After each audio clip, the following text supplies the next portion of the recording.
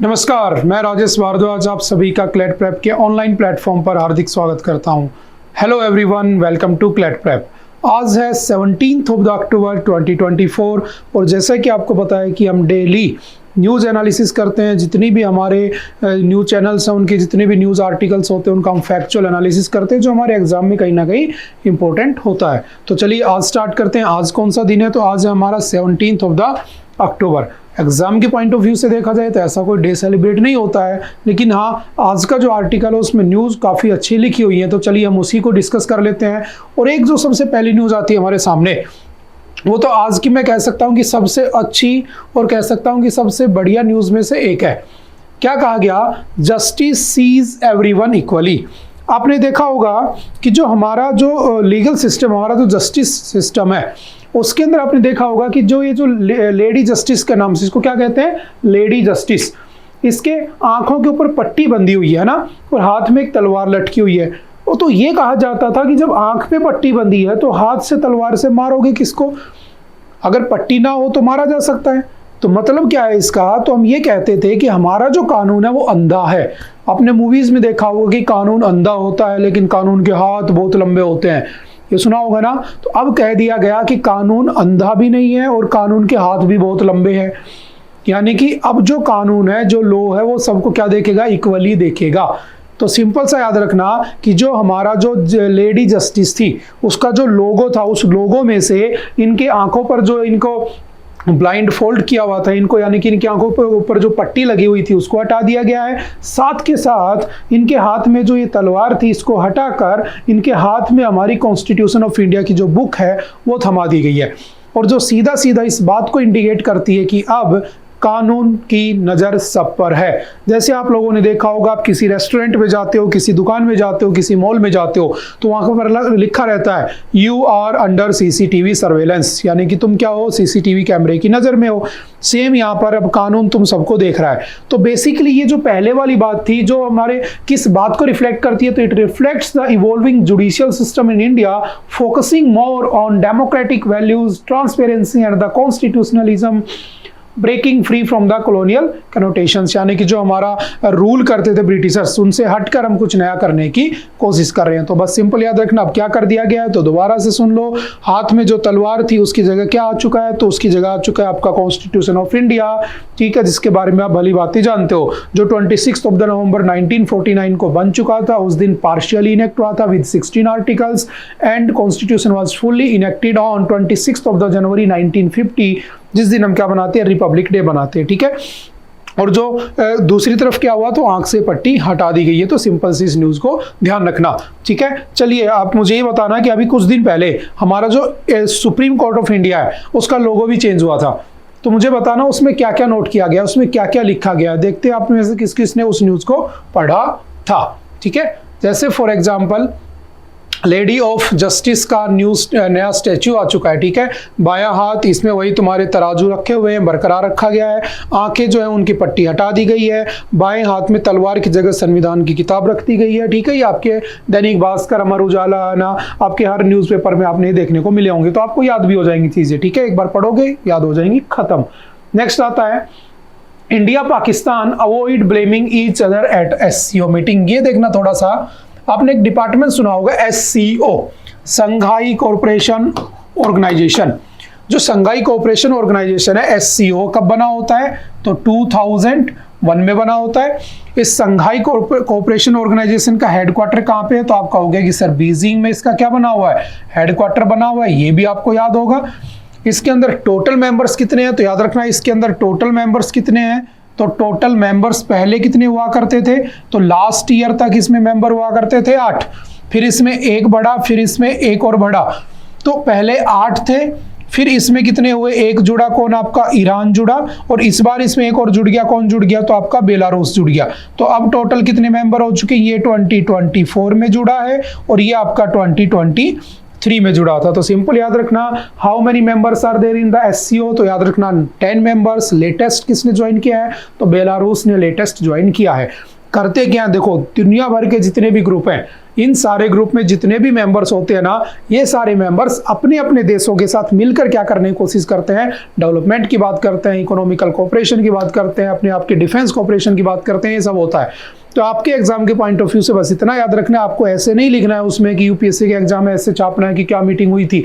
बस इतना याद रखना है, कौन मेंबर है, कौन मेंबर नहीं है, क्या मीटिंग हुई, कहाँ हुई, किसने क्या किया। तो देखो जो ये मीटिंग हो रही थी इसमें, तो हमारे इंडिया की तरफ से जयशंकर और वहां की तरफ से इशकदार interact informally during the first visit by an Indian foreign minister to Pakistan. Pakistan में हो रही है in 9 years। Atmosphere of the exchange is more positive than in previous encounters. यानी कि सिंपल सी बातें हुई, उन्होंने एक दूसरे को ब्लेम नहीं किया। अदरवाइज आप जानते हो इंडिया हमेशा ब्लेम करता है पाकिस्तान को, पाकिस्तान ब्लेम करता है इंडिया को। ठीक है, वही बात है कि उसकी लड़ाई हो रही थी, बिल्लियों की लड़ाई हो रही थी और बंदर बीच में खा गया, या दो बंदर की लड़ाई हो रही थी, बिल्ली बीच में फायदा उठा गई। समझ में आ रही है? तो ये आपस में लड़ते रहते हैं, अमेरिका चाइना को फायदा उठाते रहते हैं।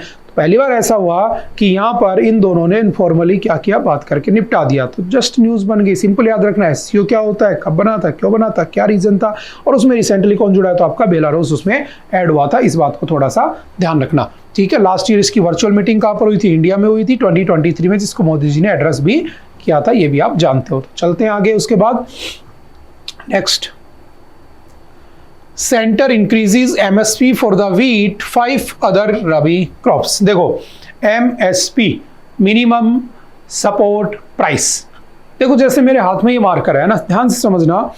इसको मैं कह सकता हूँ इसका मैक्सिमम रिटेल प्राइस होता होगा एमआरपी। मान लो इसका ये डिजिटल वाला है तो मान लिया मैंने 200 रुपए है ना, ज़्यादा ही होगा 200 रुपए। अब 200 रुपए मैक्सिमम है इसका कि एक एंड यूजर तक, कंज्यूमर तक जाएगा। लेकिन कोई किसान है, वो फसल उगाता है, उसकी क्रॉप की कोई वैल्यू नहीं है। ठीक है, मौसम के हिसाब से ना बिचौलिए जो होते हैं, कॉन्ट्रैक्टर जो होते हैं, मीडिएटर जो होते हैं, वो डिसाइड कर लेते हैं, तो किसान बेचारा मारा जाता है। तो कहा गया ये न्यूज़ काफ़ी टाइम से न्यूज़ में, ध्यान रखना है, पूरे साल भर से, पिछले साल से चली आ रही है, और 3-4 साल से इसके ऊपर प्रोटेस्ट हो रहे हैं। जो फार्मर्स प्रोटेस्ट हुआ था सब इसी को तो लेकर था। तो हुआ क्या था, मैं एक बार फिर समझा देता हूँ। एमएसपी है ना, मिनिमम सपोर्ट प्राइस होता क्या है। एमएसपी जो आपका जो इंडियन गवर्नमेंट है, वो इंडियन गवर्नमेंट कितना देती है, तो इंडियन गवर्नमेंट देती है C2 प्लस 10%। C2 मतलब है cost of production plus 10% extra. अच्छा, आपका जो WTO है, वर्ल्ड ट्रेड ऑर्गेनाइजेशन कब बना था, तो याद रखना 1 जनवरी 1995 में बना था। और इसका हेडक्वार्टर कहाँ पे है, तो इसका हेडक्वार्टर सिंपल कहाँ पर है, जेनेवा। ये रिकमेंड करता है कि C2 प्लस 5% देना चाहिए, इससे ज्यादा नहीं दोगे। लेकिन आपने एक नाम सुना होगा MS स्वामीनाथन। ये जो MS स्वामीनाथन था, अच्छे से पढ़ लेना, इनको इस बार भारत रत्न भी दिया गया, इनकी डेथ भी हो चुकी है। और इन्होंने MS स्वामीनाथन ने एक रिपोर्ट दी थी 2004-5 में, हालांकि 6 रिपोर्ट आई थी, उनकी एक रिपोर्ट ने रिकमेंड किया था कि जो MSP है वो MSP कितना होना चाहिए, C2 प्लस 50% होना चाहिए। बस इसी की डिमांड करने लग गए कौन, फार्मर्स। और फार्मर्स ने जब इसकी डिमांड की तो फार्मर्स ने किया प्रोटेस्ट, और जब प्रोटेस्ट किया तो दिल्ली में उनको नहीं जाने दिया गया। तो उस चक्कर में लगभग 700 के आसपास जो फार्मर्स थे उनकी क्या हो जाती है, डेथ हो जाती है। समझ में आ रही है? ये पूरा क्या था, एमएसपी के अंदर हुआ इश्यू था। फिर ये जो MS स्वामीनाथन था, इसको क्या दे दिया गया, इनको इस बार भारत रत्न भी दे दिया गया। क्यों दे दिया गया, क्योंकि इलेक्शन थे, और इलेक्शन में तुम्हें पता है सरकार किसी की भी हो, सरकारें किसी की नहीं होती है ना, तुम्हें कॉन्स्टिट्यूशन बचाता है, सरकार तुम्हें फुटबॉल की तरह यूज करती है। उन्होंने उनको भारत रत्न दे दिया, 2-4 किसानों के वोट तो मिल ही जानी है एटलीस्ट। अल्टीमेटली यही MS स्वामीनाथन थे, जिनको कहा जाता है, याद रखना, आई थिंक आपको याद होगा, जनवरी फरवरी से पढ़ते आ रहे हैं, इन्हीं को क्या कहा जाता है, तो father of green revolution in India. क्या कहा जाता है, father of green revolution in India. Bharat में ग्रीन रिवॉल्यूशन का फादर भी कहा जाता है। वर्ल्ड में किसको कहते हैं, तो वर्ल्ड में हम नॉर्मन बोरलॉग को कह देते हैं। ठीक है, अभी MSP का कॉन्सेप्ट समझ में आया, कितना होना चाहिए, C2 प्लस 10 देती है भारत सरकार, C2 प्लस 5 WTO रिकमेंड करता है, C2 प्लस 50 MSP में MS स्वामीनाथन जी ने रिकमेंड किया था। अब बात ही आती है कितनी फसलों को मिलता है, तो 23 क्रॉप्स को दिया जाता है भारत में। अब सरकार ने क्या किया, उसको C2 प्लस 50% तो नहीं किया, उसमें थोड़ा सा चेंजमेंट कर दिया, कुछ फसल जो है, कुछ क्रॉप्स हैं उसमें बढ़ा दिया।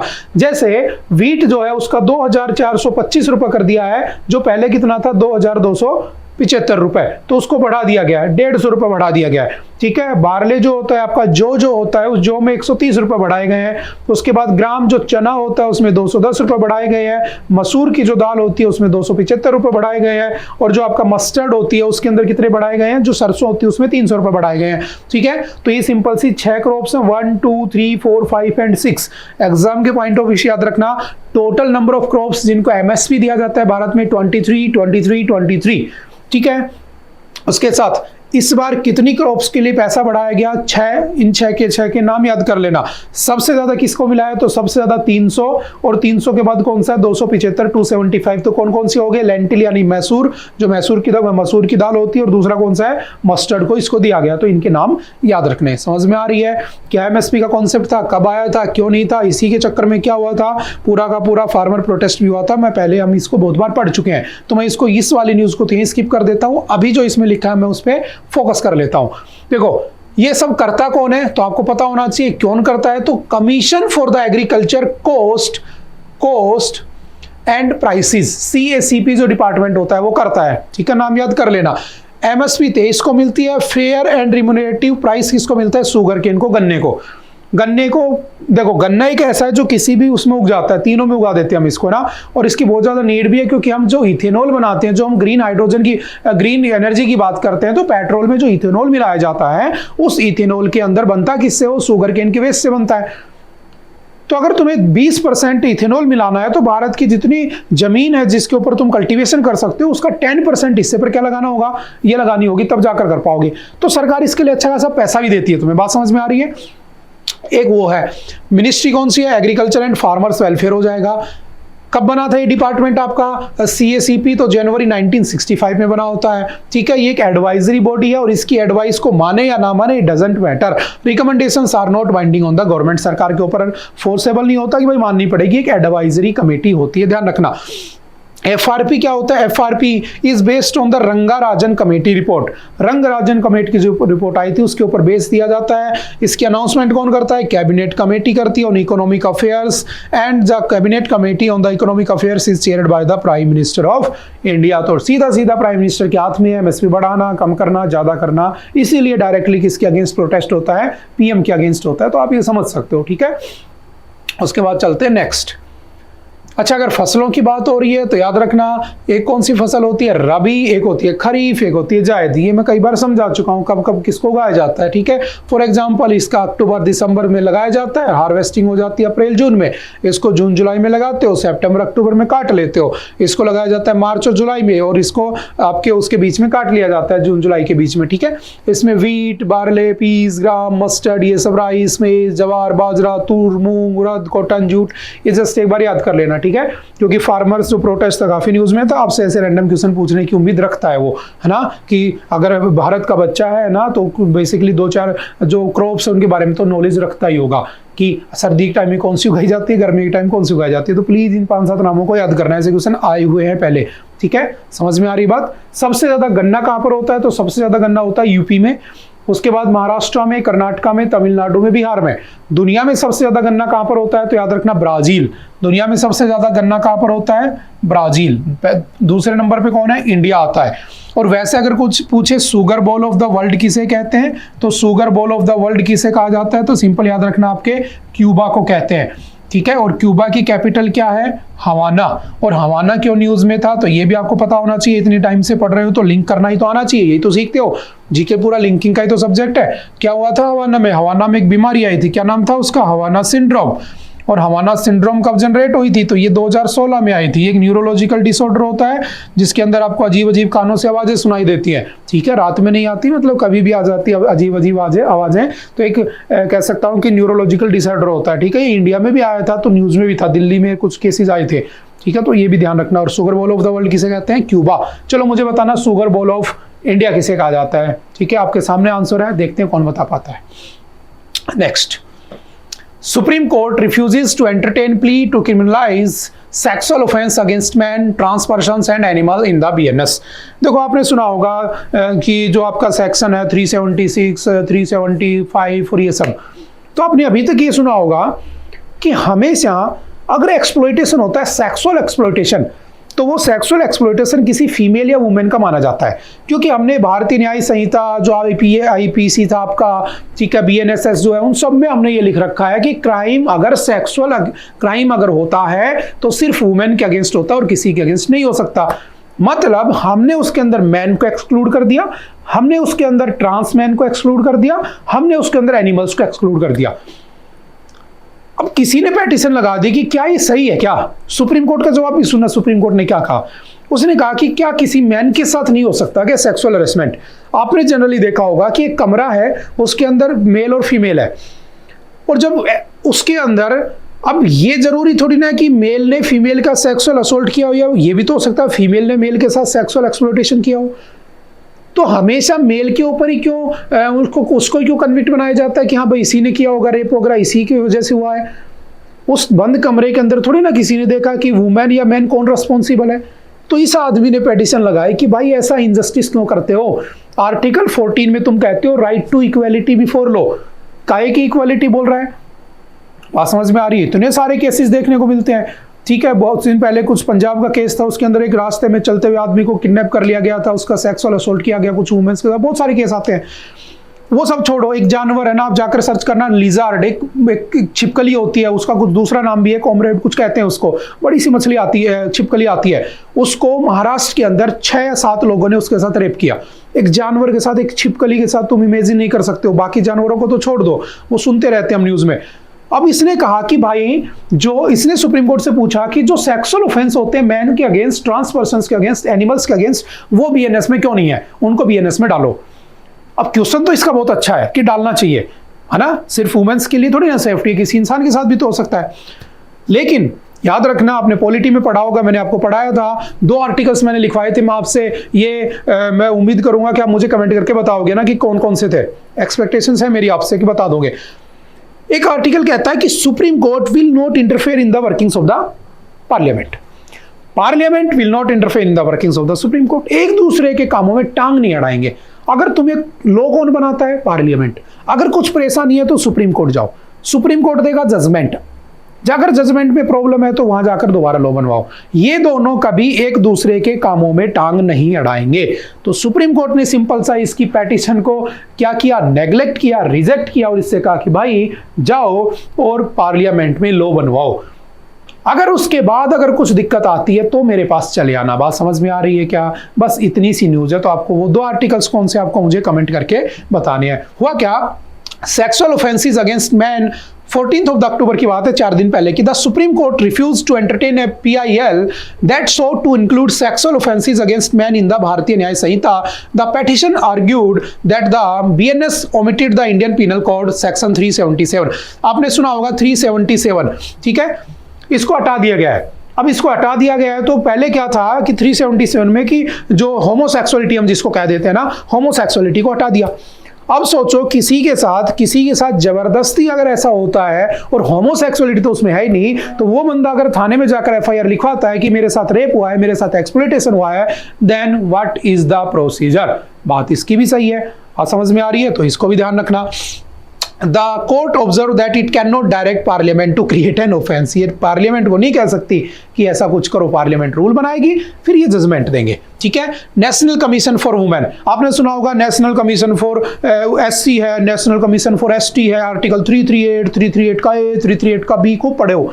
नेशनल कमीशन फॉर वुमेन भी बना हुआ है ना, 1992 में बना था, लेकिन नेशनल कमीशन फॉर मैन नाम की कोई चीज नहीं है।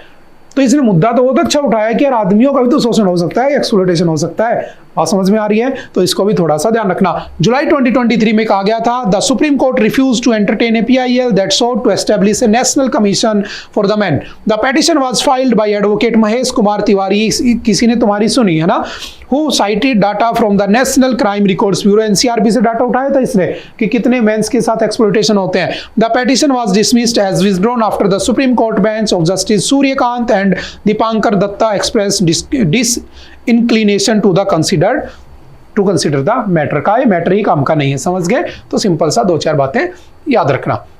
अच्छा, अब अगर कोई बात कहे कि सर लॉ में कहीं कोई चीज लिखी नहीं है, ना BNS में है, ना आपके BNSS में कहीं नहीं है, अब क्या होगा? तो याद रखना, सुप्रीम कोर्ट के पास एक सुप्रीम पावर होती है, अल्टीमेट पावर होती है, एक ब्रह्मास्त्र होता है जिसे कहा गया आर्टिकल 142। ये कंप्लीट जस्टिस के नाम से जाना जाता है। मैं एक लाइन में समझा देता हूं, अगर कोई भी ऑफेंस होता है और उसके बारे में कहीं कुछ नहीं लिखा और समझ में नहीं आ रहा मैं क्या करूं, तो तुम्हारा सुप्रीम कोर्ट का सुप्रीम जज कौन है? Chief justice of India. इसके पास ये पावर होती है कि वो कंप्लीट जस्टिस दे सकता है। बस इस बात को ध्यान में रखा जाता है कि किसी के फंडामेंटल राइट्स का वोलेशन ना हो, basic structure of Indian constitution को दिक्कत ना हो रही हो, किसी के राइट्स के साथ खिलवाड़ नहीं हो रहा हो, वो जजमेंट दे सकता है। इसने बहुत सारे केसेस में ये काम भी किया है। आप समझ में आ रही है? तो ये एक लूप होल भी कह सकते हो, ये हमारे कंप्लीट जस्टिस का सिस्टम भी कह सकते हो। समझ गए? तो आर्टिकल 142 कंप्लीट जस्टिस। हाँ, अगर तुम्हारे साथ कुछ ऐसा होता है तो 142 के अंडर सीजीआई कुछ पनिशमेंट हो रहा है, कुछ भी रूल कर सकता है। समझ गए? प्रिवेंट इनजस्टिस, इनजस्टिस को बचाया जा सकता है, ठीक है। सिटीजन के राइट्स को बचाया जा सकता है, ठीक है। चेक ऑन गवर्नमेंट के ऊपर कुछ भी उसके डाटा वगैरह के लिए किया जा सकता है। समझ रहे हो? अगर तुम्हारे राइट छीन रहे हैं और लॉ ऐसा बना हुआ है कि राइट छीने जा रहे हैं, तो सुप्रीम कोर्ट क्या करेगा? 142 का यूज करेगा, सब कुछ डिसमिस कर देगा, तुम्हारे राइट्स को बचा लेगा। बिकॉज अगर आप पढ़ते हो कॉन्स्टिट्यूशन ऑफ इंडिया तो आपने एक चीज पढ़ी होगी, we the people of India, है ना। वी द गरीब पीपल ऑफ इंडिया, ना, हम लोगों ने बनाया इंडिया को, हमारे लिए काम करता है इंडिया। आप समझ में आ रही है? तो हर आदमी के लिए कॉन्स्टिट्यूशन बना हुआ है, इस बात को ध्यान रखना। और every citizen matters for the constitution of India. इसीलिए तलवार हटाकर हमने कॉन्स्टिट्यूशन की बुक रख दी है लेडी जस्टिस के हाथ में, ये भी याद कर लेना। समझ गए? ठीक है। जैसे भोपाल गैस ट्रेजेडी में इन्होंने 142 का यूज किया, बाबरी मस्जिद डिमोलिशन में यूज किया, ठीक है, लीकर सेल में यूज किया, क्योंकि जब बाबरी मस्जिद को डिमोलिश किया गया था, कब किया गया था? 6 दिसंबर 1992। तो कहा गया था कि ये गलत बात है, उनकी प्रॉपर्टी को तुमने डिमोलिश कर दिया। तो 142 का यूज करते हुए कहा था उसने कि ठीक है, पहले हिंदू प्रॉपर्टी थी तो थी, खत्म, बात खत्म। ठीक है, तो ये सुप्रीम पावर होती है उसकी। ठीक है, और बहुत अच्छी यूज भी है इसके। It allows Supreme Court issue order necessary to do complete justice, ठीक है, any case pending before it, such order shall be enforceable as prescribed by the parliamentary law and until such law is passed by the president order. An order issued must not only be consistent with the fundamental rights but with the statutory legislation. Article 142 grants this court powers that are not conflict with the Article 32. Article 32 में क्या लिखा है तो आपने पढ़ा होगा, Ritz लिखी होगी। तो बस रिट्स से क्या नहीं करना चाहिए? कॉन्फ्लिक्ट नहीं करना चाहिए, बाकी चल जाता है। ठीक है, सिंपल सा याद रखना। और कितने टाइप की रिट्स होती हैं शाबाश, कौन कौन बताएगा? चलो मैं ही बता देता हूं ना, आप लोग कमेंट नहीं करोगे। कौन कौन सी रिट्स होती हैं? तो एक है habeas corpus, mandamus, prohibition, certiorari, और लास्ट कौन सी होती है? Quo warranto. और याद रखना, सुप्रीम कोर्ट और हाई कोर्ट को कंपेयर करूं तो High Court is much more powerful than Supreme Court in case of issuing the writs. Writs को इश्यू करने में सुप्रीम कोर्ट से ज्यादा पावरफुल हाई कोर्ट होता है, because high court can issue the writ against the violation of legal rights. That means article 226, ठीक है, जिसमें लिखा इंजंक्शन, ये हम पढ़ चुके हैं पॉलिटी में। ठीक है, चलते आगे। 5I nations back Canada in row with India. देखो, इंडिया के साथ कनाडा की कुछ दिक्कतें चल रही है ना, तो उन दिक्कतों में अभी आगे डिस्कस करेंगे इसको, दोबारा से फिर आएगी न्यूज। तो हुआ क्या इस दिक्कत में कि निजर नाम का पर्सन था, उसको लास्ट ईयर मार दिया गया। उसके लिंक बताए गए किससे? प्रो खालिस्तानी एक्टिविटीज के, तो हमने उसको टेररिस्ट अनाउंस कर रखा था। और वहाँ की जो सरकार है कनाडा की, वहाँ पर जो आपके जस्टिन ट्रूडो की जो सरकार है, जो ट्रूडो जो है उसकी सरकार है, उसमें कहा गया कि ये जो इंडिया है ना, वो इंडिया क्या कर रहा है? हमसे जानबूझ के नफरत कर रहा है। बस सिंपल से ही समझना। तो वहां से हमारे कुछ हाई कमिश्नर्स, हमारे कुछ एम्बेसडर्स, उनको क्या कर दिया गया? निकाल दिया गया, हटा दिया गया। तो ये काफी कॉन्फ्लिक्ट चल रहा है दोनों के बीच में। तो सिंपल याद रखना, इसी कॉन्फ्लिक्ट के बीच में एक और न्यूज आती है जिसको हम क्या कहते हैं? 5 आईज, 5 आंख। मतलब दुनिया की 5 आंख बनी हुई है जो 5 अलग अलग कोनों में लगी है, जो दुनिया में हो रही हर एक्टिविटी को देखती हैं। तो पहले समझना क्या है। 1946 में आया था। किस किस देश में? तो यूएसए है, अमेरिका, यूके है इसमें, कनाडा है इसमें, ऑस्ट्रेलिया है इसमें, न्यूजीलैंड है इसमें, 1 2 3 4 और 5 इसमें बने हुए हैं। बना कब था? 1946 में। US and UK agree unrestricted exchange of the intelligence on the communications of the foreign nations. जब आपका 1945 में कोल्ड वॉर खत्म हुआ, आपको पता है कि आपके यहाँ पर जो कोल्ड वॉर खत्म हुआ था, कोल्ड वॉर या सॉरी जो आपका वर्ल्ड वॉर था ना, कोल्ड वॉर तो बाद में स्टार्ट होगा। जो वर्ल्ड वॉर खत्म हुआ कब हुआ? वर्ल्ड वॉर सेकेंड 1939 से चलकर 1945, सब चीजें वही लिंक है। तो कहा गया कि एक दूसरे देशों के ऊपर नजर रखनी है। क्यों? क्योंकि अमेरिका क्या बना चुका है, तो अमेरिका बना चुका है तुम्हारा न्यूक्लियर वेपन 1945 में बना था, 16 ऑफ द जुलाई को डाला किस पे था, हिरोशिमा नागासाकी पे 6 अगस्त और 9 अगस्त को। तो ऐसा ना हो कि कोई दूसरे देश भी इसको बना ले और दूसरे देश भी कुछ एक्टिविटी ना करे हमारे खिलाफ, तो इन दोनों ने मिलकर क्या किया, एक ग्रुप बनाया जिसका नाम रखा गया 5-5, और उस 5-5 में 5 देश ऐड हो गए और इनका काम था दुनिया के ऊपर नजर रखना कि कोई क्या कर रहा है, इंटर गवर्नमेंट में क्या क्या प्रोसीजर चल रहे हैं, आपस में क्या क्या टेक्नोलॉजी शेयर हो रही है, कहीं हम दोनों हमसे ऊपर तो ना निकल जाए कोई। इस बात के लिए 5-5 बनाया गया। आई थिंक समझ गए होंगे क्या क्यों बना। ठीक है, ठीक है। यूनाइटेड स्टेट अमेरिका जो है उसको लीड करता है, यूके जो है इसका हेडक्वार्टर यूके में बना हुआ है, कनाडा है इसके अंदर, न्यूजीलैंड है इसके अंदर और आपका ऑस्ट्रेलिया बना हुआ है। जो कोल्ड वार था उसके बाद कनाडा ने इसको 1948 में ज्वाइन किया था ऑस्ट्रेलिया के बाद, और न्यूजीलैंड ने 1956 में ज्वाइन किया था। सिंपल सा याद रखना। ठीक है, तो आपसे पूछेगा कब बना था, 1946 में। क्या करता है, ये सब करता है। न्यूज ये है कि 5-5 ने कहा है कि किसको बैक किया है, तो इन्होंने बैकअप दिया कनाडा को कि इंडिया गलत है, कनाडा गलत है। मैं ये कह सकता हूं कि ये 5 एक ही घर के मेंबर हैं और 5 अलग अलग मोहल्लों में 5 अलग अलग सिटीज में रहते हैं और सारे आपस में एक दूसरे का भला करते रहते हैं, बस यही है। इनको ये नहीं दिख रहा कि भारत के साथ क्या गलत हो रहा है, उसकी तरफ इनका ध्यान नहीं है, बस उसी के बारे में इस आर्टिकल में डिस्कस किया है। तो वो सब तो हमें मैटर नहीं करता, लेकिन ध्यान रखना क्या होता है क्या नहीं होता, इसको ध्यान रखना। समझ गए होंगे। अब चलते हैं नेक्स्ट। अच्छा, हमारी जो हंगर इंडेक्स है उसमें कितनी रैंक है इस बार, तो 127 कंट्रीज में से हमारी रैंक है 105। ठीक है, पीछे से टॉप किया है हमने, ऐसा मान सकते हो। चाइल्ड वेस्टिंग, देखो चाइल्ड वेस्टिंग सबसे ज्यादा है और चाइल्ड स्टंटिंग बहुत ज्यादा है।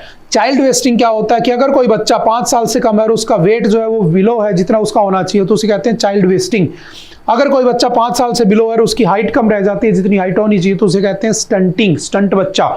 ये सबसे ज्यादा भारत में मिले हैं। चाइल्ड मोर्टेलिटी वो होती है अगर किसी बच्चे की 5 साल से पहले डेथ हो जाए, ये भी भारत में बहुत ज्यादा देखने को मिला है। ठीक है, और जो मैटरनल माल न्यूट्रिशन है वो भी सबसे कम देखने को मिला, यानी कि जो बच्चा पेट में होता है, जब यह बच्चा 1-2 साल का होता है, उसकी माँ से जो उसको मिलना चाहिए न्यूट्रिशन वैल्यू वो उसको नहीं मिल पाती है। इसीलिए सरकार क्या करती है, प्रेग्नेंट वुमेन्स के लिए आर्टिकल 42 का यूज करते हुए मैटरनल रिलीफ प्रोवाइड कराती है। ठीक है, जैसे पोषण किट देना, पोषण अभियान चलाना, ये सब दिए जाते हैं। ठीक है, सिंपल सा याद रखना। तो हमारी रैंक कौन सी है, 105। सिंपल 1 लाइनर का क्वेश्चन याद रखना। देखो next, WHO, what is WHO? World Health Organisation. आप जानते हो कब बना था WHO, 7 अप्रैल 1948। हेडक्वार्टर कहाँ पे है, जेनेवा स्विट्जरलैंड। आप सब इसके बारे में जानते हो, खूब पढ़ते हैं। इसकी टीम पहुंची है आपके राजस्थान के डीग डिस्ट्रिक्ट में। राजस्थान का जो डीग डिस्ट्रिक्ट है उसके अंदर आपके WHO की टीम पहुंची। क्यों? क्योंकि वहां पर 7 बच्चों की डेथ होगी। किसकी वजह से? डिप्थेरिया की वजह से। What is diphtheria? डिप्थेरिया एक डिजीज होती है जिसमें एक बैक्टीरिया होता है जो उसके लिए रिस्पॉन्सिबल होता है, कोरिन बैक्टीरियम डिप्थेरिये। ये बैक्टीरिया उसके लिए रिस्पॉन्सिबल होता है, नाम याद कर लेना इसका। ठीक है, इस बैक्टीरिया से होता क्या है कि किसी में भी जा सकता है ना, बच्चे बूढ़े किसी में भी, इसलिए बच्चों में इम्यूनिटी कमजोर होती है तो उनके ऊपर इफेक्ट कर देता है। आपका जो गला होता है उसके अंदर टॉन्सिल्स वगैरह बन जाते हैं, या आपके गले के ऊपर जो थ्रोट होता है उसमें सूजन आ जाती है, स्वेलिंग आ जाती है, सांस लेने में तकलीफ होती है। धीरे धीरे फैलते फैलते आपके पूरे लंग्स तक चला जाता है, किडनीज तक चला जाता है, इवन हार्ट तक चला जाता है और उसके बाद आपकी डेथ भी हो सकती है। तो ये हालांकि इंडिया में ये नहीं होना चाहिए। क्यों नहीं होना चाहिए? तो सिंपल समझ गए ना क्या क्या है। ठीक है, WHO ने, ठीक है, कहाँ की बात हो रही है, डीग डिस्ट्रिक्ट की बात हो रही है। WHO के बारे में ध्यान रखना। मैं डिप्थेरिया के बारे में बता देता हूँ। जैसे छोटे बच्चे होते हैं उनको वैक्सीन लगाई जाती है 2, 4, 6 मंथ पे, 15 के बाद 18, 4 से 6 साल के बीच में। बड़ों को भी इंजेक्शन लगाए जाते हैं। ठीक है, बूढ़ों को भी इंजेक्शन लगाए जाते हैं हर 10 साल के अंदर, ताकि उससे बचाया जा सके। तो सिंपल सा याद रखना डिप्थेरिया क्या होता है, न्यूज में है तो हमें ध्यान रखना है। Never called for the closure of madrasas, Muslim children should get formal education. आपने देखा होगा कि यूपी के अंदर एक मदरसा एक्ट आया था। ठीक है, और उस मदरसे एक्ट के अंदर कहा गया था, मदरसा एक्ट में कहा गया था, इसको लाया कब गया था, 2004 में, और अभी इसको 2024 में क्या कर दिया गया, अनकॉन्स्टिट्यूशनल डिक्लेयर कर दिया गया। तो कहा गया कि हमने मदरसा में पढ़ने वाले बच्चों की एजुकेशन के लिए नहीं कहा उनको एजुकेशन मत दो, लेकिन हमने ये कहा उनको फॉर्मल एजुकेशन दो। अब कहोगे सर फॉर्मल एजुकेशन क्या होता है, समझना। मैंने कहा 2 बच्चे हैं, एक बच्चा नॉर्मल इंस्टीट्यूट में पढ़ता है, एक बच्चा मदरसे में पढ़ता है। मदरसे माइनॉरिटी में आते हैं, इसलिए मदरसों में इस्लामिक एजुकेशन यानी कि रिलीजियस एजुकेशन दे दी जाती है। बाकी सब हैं हिंदू हैं, जैसे वो नॉर्मल एजुकेशनल इंस्टीट्यूट। आर्टिकल 28, देखो आपने 2 आर्टिकल पढ़े होंगे। आर्टिकल 28 क्या कहता है कि नॉर्मल एजुकेशनल इंस्टीट्यूट में रिलीजियस एजुकेशन नहीं दोगे। आर्टिकल नंबर 30 क्या कहता है कि नॉर्मल एजुकेशनल इंस्टीट्यूट में रिलीजियस एजुकेशन दे सकते हो, लेकिन कौन, माइनॉरिटी वाले दे सकते हैं। और माइनॉरिटी कौन है जो 50% से कम है? किसने कहा? सुप्रीम कोर्ट ने। कौन 50% से कम?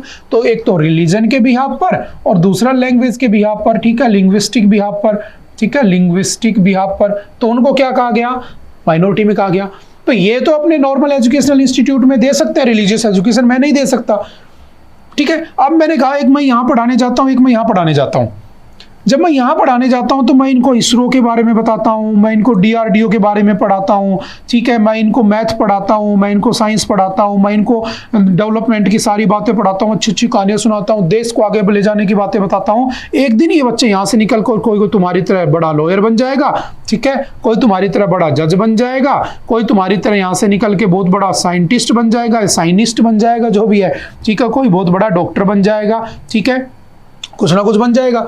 लेकिन एक मैं यहां जाता हूं और ये है मदरसा, इसमें रिलीजियस एजुकेशन को ज्यादा प्रमोशन दिया जाता है।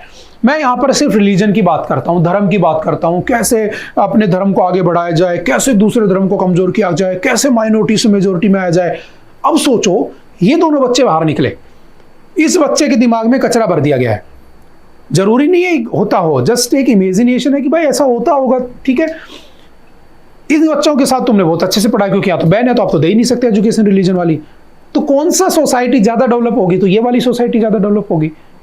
बात समझ में आ रही है? लेकिन इनका माइनॉरिटी का राइट है तो हमें देना भी पड़ा। तो अभी कहा गया जो हमारे यहाँ पर नेशनल जो एजुकेशन काउंसिल है, ठीक है, जो हमारी commission for the protection of child rights है, इसने कहा अभी कि हमने मदरसाज के अंदर कभी ये नहीं कहा कि मदरसे बंद कर दो, हमने ये कहा था कि बच्चों को फॉर्मल एजुकेशन मिलनी चाहिए। बस समझ में आ रही बात क्या होता है, कौन सा आर्टिकल होता है, कैसे कैसे उसमें क्या होता है, समझ रहे हो? कौन सा है? आर्टिकल 30 और 29 and 30 belongs to the minority, ठीक है, दोनों माइनॉरिटी से बिलोंग करते हैं। अब थोड़ा सा इस आर्टिकल की बात कर लेते हैं जिसमें लिखा हुआ है, ठीक है। ये जो है इसको मॉनिटर कौन करता है? तो commission for the protection of child rights act 2005 से मॉनिटर किया जाता है, जो माइनॉरिटी के मदरसाज को भी मॉनिटर करता है, ठीक है ये, और पॉक्सो एक्ट को भी देखता है, क्योंकि पॉक्सो एक्ट भी तो मदरसे में लागू होना चाहिए, बिल्कुल होना चाहिए, हर जगह होना चाहिए। जुवेनाइल जस्टिस एक्ट भी देखता है, जो 18 साल से कम उम्र के बच्चे होते हैं, ठीक है, नाबालिग और बालिग जो होता है। Right to free and compulsory education act कब आया था? 2009 में, ये भी उसमें इंप्लीमेंट होना चाहिए, ये भी देखा जाता है। याद रखना, right to free and compulsory education आपकी 0 to 6 ईयर के बच्चे की डीपीएसपी में, आर्टिकल 45 में, and DPSP are not forceable. कल ही मैंने बताया था। तो जब आपके फोर्सेबल नहीं है तो अगर आपने बच्चों को एजुकेशन नहीं दी तो दिक्कत हो जाएगी। तो पहले इसमें 0 to 14 ईयर तक के बच्चे लिखे थे। फिर हमने क्या किया? फिर हमने एक अमेंडमेंट किया, कौन सा? 86th constitutional amendment 2002। हमने क्या किया? इसमें एजुकेशन थी 0 to 14 ईयर के बच्चे की, उस एजुकेशन को 3 हिस्सों में तोड़ दिया।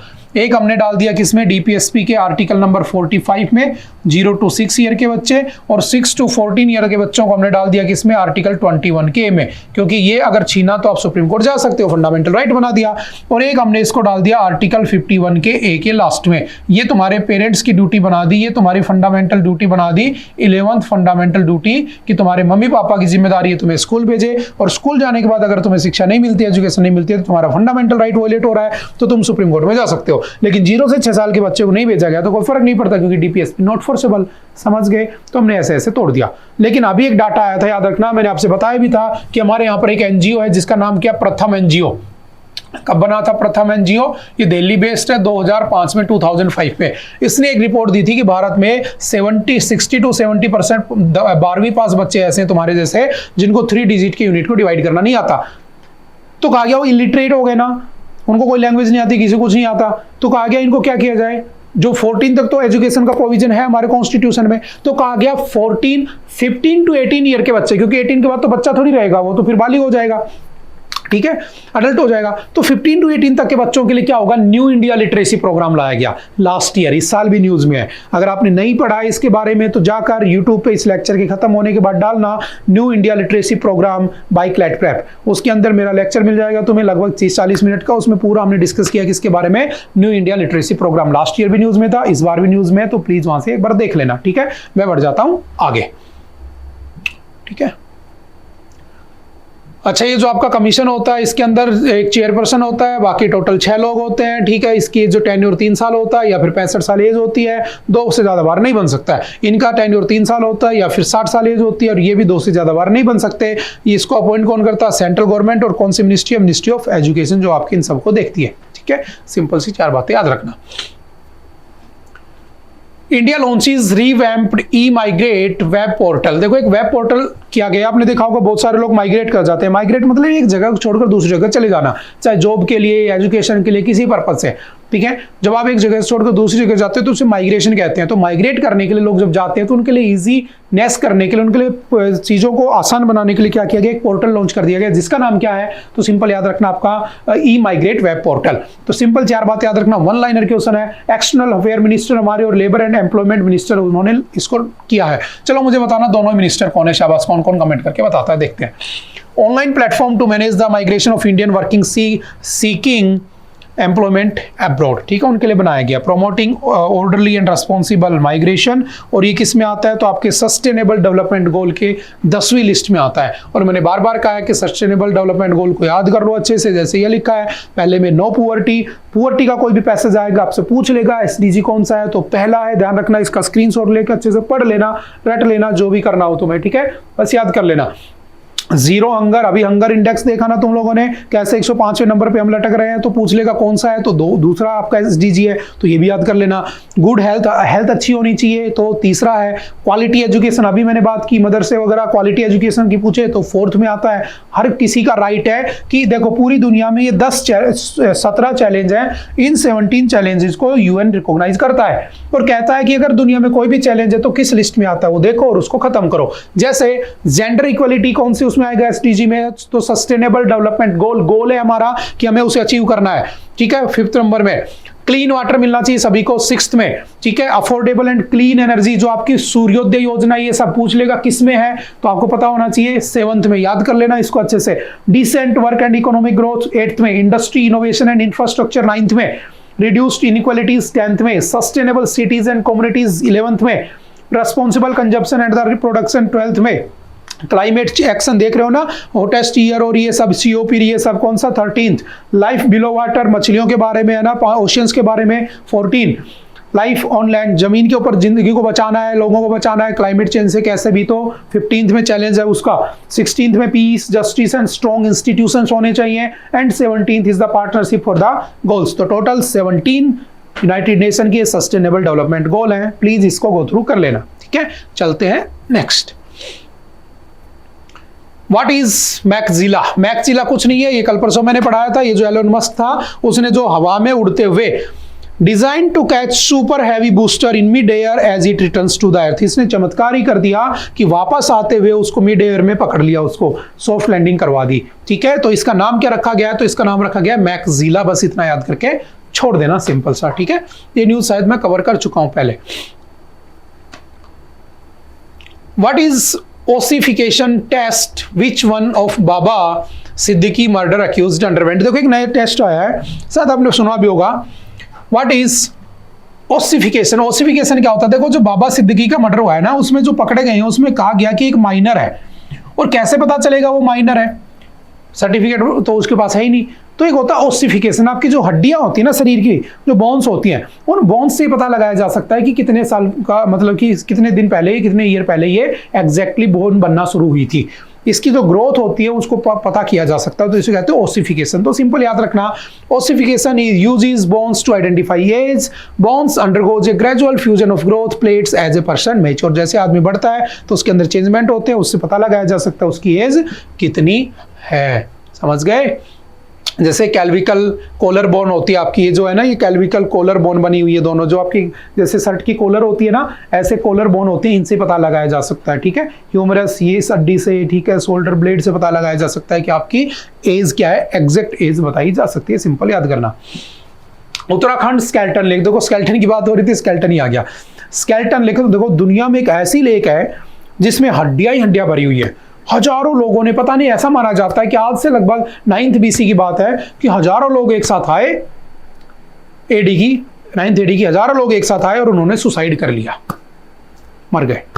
कुछ कहते हैं कि वहां पर लोग रहते थे, कोई बाहर से आया इन्वेडर और सबको मारकर तालाब में डाल के चला गया। तो याद रखना आपसे पूछेगा दुनिया की एकमात्र ओनली स्केल्टन लेक का नाम क्या है, तो याद रखना उसका नाम क्या रखा गया है, तो आपकी रूपकुंड लेक कहते हैं उसको। कहां पर है? उत्तराखंड में। कैसी लेक है? तो ग्लेशियल लेक है। ग्लेशियल का पानी, बर्फ जमा हो जाती है, उससे लेक बनती है। जब धूप निकलती है, गर्मी पड़ती है तो पानी पिघल जाता है तो लेक बन जाती है। जैसे अभी लोनार्क लेक हमने पढ़ा था, सिक्किम में ब्लास्ट हुई थी, ऐसे एक ग्लेशियल लेक है जो वहां पर बनी होती है हिमालय के अंदर। ठीक है, तो सिंपल याद रखना ग्लेशियल लेक है आपकी। ठीक है, 16,500 फीट पर बनी हुई है। कौन से माउंटेन में? तो माउंट त्रिशूल के अंदर बनी हुई है। ठीक है, और इसके अंदर क्या पाए जाते हैं? ऐसे स्केल्टन के स्केल्टन पाए जाते हैं।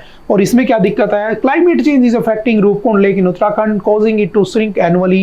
Expert point to altered precipitation pattern as contributing factor. The lake known for its ancient human skeletons is now at risk. तो सिंपल याद रखना दुनिया की एकमात्र कौन सी है?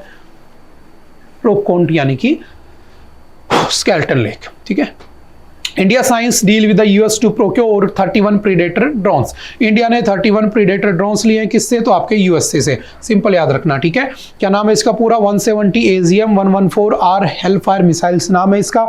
मिसाइल्स लॉन्च कर सकता है ये। ठीक है, short range air to ground missile launch कर सकता है।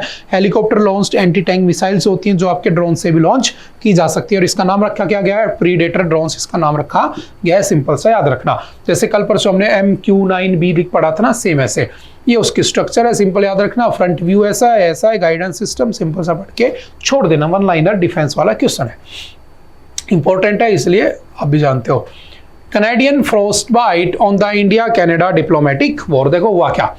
After year of frosty exchanges and declining relations, India and Canada have declared diplomatic war as India's Ministry of External Affairs revealed this week that the Canadian government had sought to investigate and even interrogate the Indian High Commissioner and the 5 other diplomats, naming them persons of interest for the killing of Khalistani activist Hardeep Singh Nijjar। जो हरदीप सिंह निज्जर था वो वहां पर बैठ के Khalistani pro Khalistani activities कर रहा था, और जब प्रो खालिस्तानी एक्टिविटीज कर रहा था तो उसको मार दिया गया था। तो उन्होंने कहा कि इंडिया जो है उसके लिए रिस्पॉन्सिबल है। तो उसने हमारे जो हाई कमिश्नर से, देखो याद रखना, वो देश जो कभी ब्रिटेन का गुलाम था वहां पर हमारे हाई कमिश्नर होते हैं। वो देश जो कभी ब्रिटेन का गुलाम नहीं था वहां हमारे एम्बेसडर्स होते हैं। And these high commissioners and the ambassadors are appointed by the president of India under the article 53 as you know. ठीक है, समझ गए? अब इन्होंने क्या किया? हमारे कुछ लोगों को फायर कर दिया, निकाल दिया, तो डिप्लोमेटिक लॉ शुरू हो गए। जब डिप्लोमेटिक रिश्ते खराब हो गए तो मैं ये कहना चाहता हूं कि ऐसा हुआ कहां से? तो रीजन क्या था? तो expulsion of the 6 Canadian diplomats including high commissioner Stewart Wheeler, Canada identifies these as person of interest. Hardeep Singh Nijjar को 2023 में मार दिया गया था, वो सारा इशू बना हुआ है। ठीक है, लास्ट ईयर की न्यूज जा चुकी है, अभी वो दोबारा न्यूज में आ गया। इन्होंने तो अभी ये भी कह दिया कि जो वहां पर जो खालिस्तानी लोग हैं या वहां पर जो टेररिस्ट लोग हैं, वहां पर जो लोगों को मारा जा रहा है उसके लिए जो आपका लॉरेंस बिश्नोई उसी को रिस्पॉन्सिबल कह रहे हैं वहां की पुलिस। तो देखो इसमें लिखा भी है साफ साफ कि जो आपकी कनाडियन जो पुलिस है, the Canadian police detailed their suspension and the Indian diplomats were somehow involved with an Indian criminal network they believe is responsible for the killing. ठीक है, और इन्होंने किसके लिए माना है उसको? तो आपके जो क्या नाम उसका लॉरेंस बिश्नोई, उसको क्या मान लिया है? रिस्पॉन्सिबल मान लिया है। समझ में आ रही है? तो हमारे उनके बीच में टेंशन चल रहे, तो टेंशन तो ठीक है, चलते रहेंगे, एग्जाम तक होंगे तो ठीक है, नहीं होंगे तो देख लेंगे। पहले के रिश्ते कैसे हैं हमारे, हिस्ट्री क्या है हमारी उसके साथ? हिस्ट्री ये हमारे साथ कि हमारे उससे डिप्लोमेटिक रिलेशन चले आ रहे हैं 1947 से, जब हम इंडिपेंडेंट हुए थे, जब हम आज़ाद हुए थे। ठीक है, बायलेटरल रिलेशन कब स्टार्ट हुए हमारे इससे? 2015 में। ध्यान रखना, बायलेटरल मतलब मैं तुम्हारे देश में बिजनेस करूंगा, तुम मेरे देश में प्रोडक्ट बेचोगे, तो बायलेटरल इन्वेस्टमेंट ट्रीटी 2015 से हमने इसके साथ साइन की। न्यूक्लियर कोऑपरेशन में इसने 1956 में हमारी हेल्प की। आपने देखा होगा स्माइलिंग बुद्धा, स्माइलिंग बुद्धा कब हुआ था? तो आपका स्माइलिंग बुद्धा 18 मई 1974, इंदिरा गांधी के टाइम पर हमने क्या किया था? पहली बार न्यूक्लियर टेस्टिंग की थी, ऑफिशियल न्यूक्लियर टेस्टिंग की थी। किसकी? न्यूक्लियर वेपन्स की। जो अनऑफिशियल सॉरी है ना, ऑफिशियल 11 मई एंड 13 मई 1998 को होगी, है ना। उस समय अटल बिहारी वाजपेयी जी हमारे पीएम रहेंगे, तो उस समय भी इसने हमारी हेल्प की थी ऑपरेशन स्माइलिंग बुद्धा के अंदर। ठीक है, आपने सुना होगा हमारा फर्स्ट रिसर्च रिएक्टर जो था ना इंडिया में बना था, जिसका नाम था साइरस। वो Cyrus was made with the help of the Canada, ये कनाडा की हेल्प से बना था, ये भी याद रखना। 2010 में न्यूक्लियर कोऑपरेशन एग्रीमेंट किया था हमने, किसके साथ? कनाडा के साथ, ये भी याद रखना। Canada host one of the largest Indian diaspora. Diaspora क्या होता है? बाहर के लोग, है ना। तो हमारे इंडिया के बहुत सारे लोग वहां पर रहते हैं, वहां की पॉपुलेशन का 4% लोग वहां पर रहते हैं। सारे भारत के हैं। तुमने देखा होगा कि हर पंजाबी कनाडा जाता है, कनाडा के अंदर उन लोगों ने गांव तक बना लिए अपने, जिसके अंदर जैसे यहाँ पिंड होते हैं ना, इनके वहाँ गांव बना रखे उन्होंने, ठीक है। अल्टीमेटली 4% पॉपुलेशन उनकी इंडियन है, यानी कि मोस्टली पंजाबी है, ठीक है। प्रो खालिस्तानी ग्रुप, वहाँ पर खालिस्तानी ग्रुप्स को सहारा दिया जाता है। जो आपकी ट्रूडो की सरकार है ना, वो प्रो खालिस्तानी एक्टिविटीज़ जो होती है उनको साथ देता है, और हमारे लिए अच्छी बात नहीं है। हम कहोगे सर व्हाट इज़ खालिस्तानी? देखो हुआ क्या था, पंजाब में एक लीडर था भिंडरावाला, ठीक है। उस भिंडरावाला ने क्या किया, उसको एक अलग देश बनाना था। उसके दिमाग में कीड़ा जगा कि मुझे एक अलग देश बनाना है। उसने कहा पाकिस्तान और भारत जब आज़ाद हुए तो दोनों का डिवीजन जो हुआ था ना, वो रिलीजन के नाम पर हुआ था। तो पूरा सिख एम्पायर ना, राजा रणजीत सिंह वाला, आधा पंजाब उधर चला गया, आधा पंजाब इधर रह गया। इसने कहा मैं इस पूरे पंजाब को मिलाकर एक अलग देश बनाऊंगा, and that country will be known as the Khalistan. इसने एक्टिविटी करना शुरू कर दी। ये गोल्डन टेम्पल कहां पर है? अमृतसर में, याद रखना। उस गोल्डन टेम्पल का पुजारी होता है। इसने अपनी धीरे धीरे अपने आप को स्ट्रॉन्ग करना शुरू कर दिया, और इसने 1980 में इंदिरा गांधी की हेल्प की होती है, किसमें? इलेक्शन में जितवाने में हेल्प करने के बाद क्या होता है, 1984 आ जाता है, और ये दुखी करने लग जाता है किसको? इंदिरा गांधी को। ये वहां से जाने वाले हिंदुओं को पीटता है, कहता है मुझे तो सिख खालिस्तान चाहिए, दुखी करके रखता है। इंदिरा गांधी कुछ बोलती नहीं थी, क्योंकि उसने हेल्प कर रखी थी उसकी, तो कुछ बोला नहीं उसने। एक दिन इंदिरा गांधी ने अपने इंडियन आर्मी के कैप्टन को फोन किया, कमांडर को, और कहा कि जाओ ऑपरेशन कर दो। इंडियन आर्मी पहुंचती है, उस ऑपरेशन को नाम रखा गया ऑपरेशन ब्लू स्टार, और पूरे की पूरी आर्मी ने जाकर वहां पर क्या किया, उन लोगों को मार दिया। तो बहुत सारे लोग मारे गए उसमें, बच्चे बूढ़े ना लेडीज सब मारे गए उसमें, भिंडरावाला भी मारा गया। तो ये खालिस्तान का चैप्टर हो गया क्लोज। आज इस खालिस्तान के चैप्टर को कनाडा से बैठकर क्या किया जाता है, इसको चलाया जाता है कि हमें चाहिए। बहुत सारे सिंगर्स, बहुत सारे लोगों को तुमने देखा होगा, बोलने की जरूरत नहीं है। एक पर्सन भी तुमने पढ़ा होगा, अमृतपाल सिंह जो था, उसको वो प्रो खालिस्तानी एक्टिविटीज कर रहा था, उसको आसाम बॉर्डर पे पकड़ा था, नेपाल भागने की कोशिश कर रहा था। तो नेपाल भागने की कोशिश कर रहा था, उसको नेपाल से पकड़ के आसाम में जेल में रखा गया था। उसने इस बार इलेक्शन भी लड़ा, और तुम हैरानी की बात ये देखो, इलेक्शन में वो जीत भी गया पंजाब से, independent. Now he is a member of parliament, independent. अब कहोगे सर क्या मेंबर ऑफ पार्लियामेंट बन सकता है? बिल्कुल बन सकता है, जब तक कन्विक्ट नहीं हो जाता। केस थोड़ी ना फाइनल हुआ है कि है, वो चल ही रहा है। जब तक तुम जेल में हो, वोट भी डाल सकते हो, जब तक तुम जेल में हो, जब तक तुम लड़ भी सकते हो। तो बहुत सारी चीजें देखने को मिली। अब कहा गया ये प्रो खालिस्तान एक्टिविटीज होती हैं, ये वहां भी हो रही थी।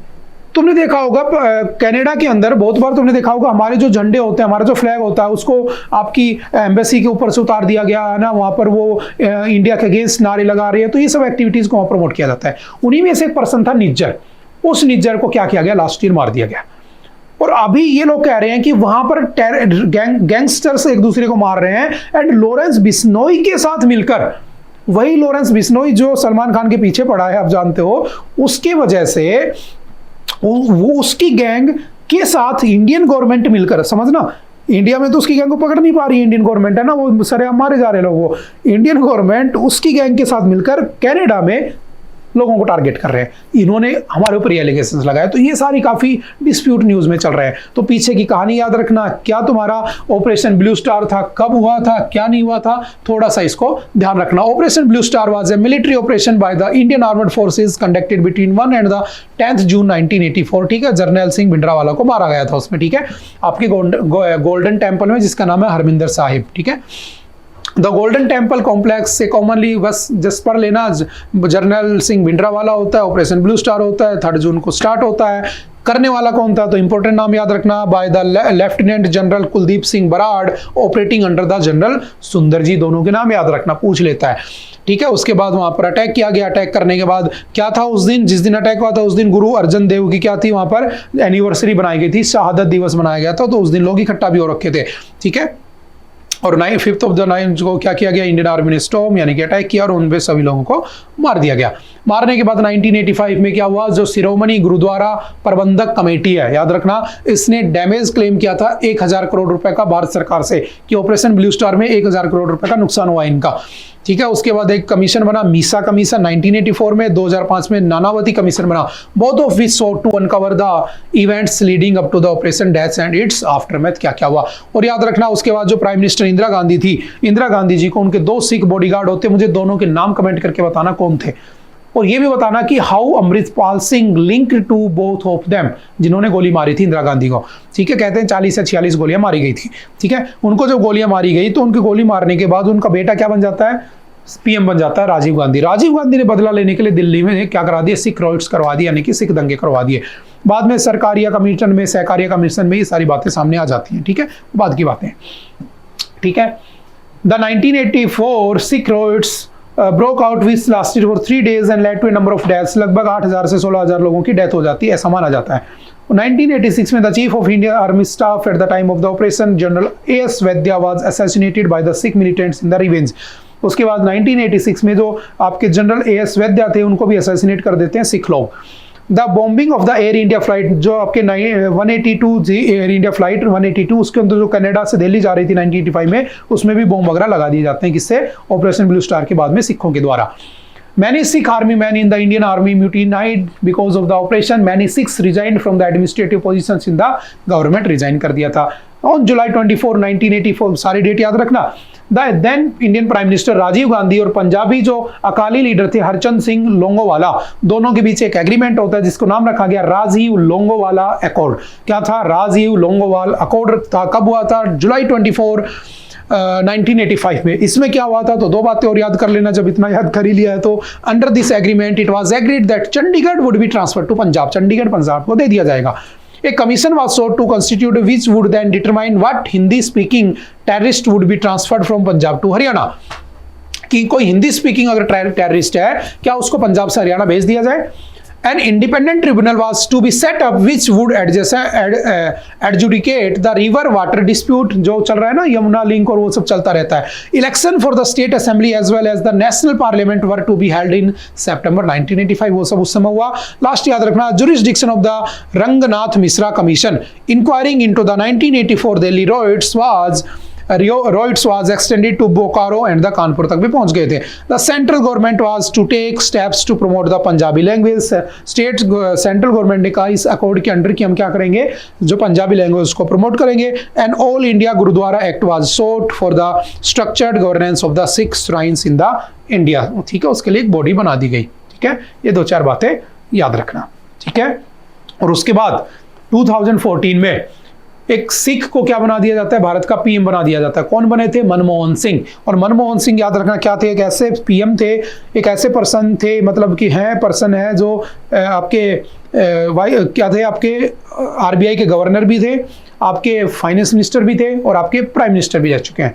इनको आसाम से, ये आसाम की राज्यसभा से मेंबर ऑफ पार्लियामेंट थे, तो इनको लाकर क्या बना दिया जाता है, पंजाब का आपका इंडिया का पीएम बना दिया जाता है। उसके बाद आपने देखा होगा कि पंजाब में बीजेपी आपकी कांग्रेस की सरकार भी आ जाती है बाद में। उसके बाद आम आदमी पार्टी सबको साइड में रख देती है, वो बात की बात है, समझ में आ रही है। तो आई थिंक आज के लिए इतना ही था। आई होप कि आपको चीज़ें समझ में आई होंगी। फिर भी अगर कोई डाउट रहता है तो आप उसमें कमेंट करके या फिर यहाँ पर आकर पूछ सकते हैं। Okay, bye bye, thank you, have a nice day, मिलते हैं दोबारा से।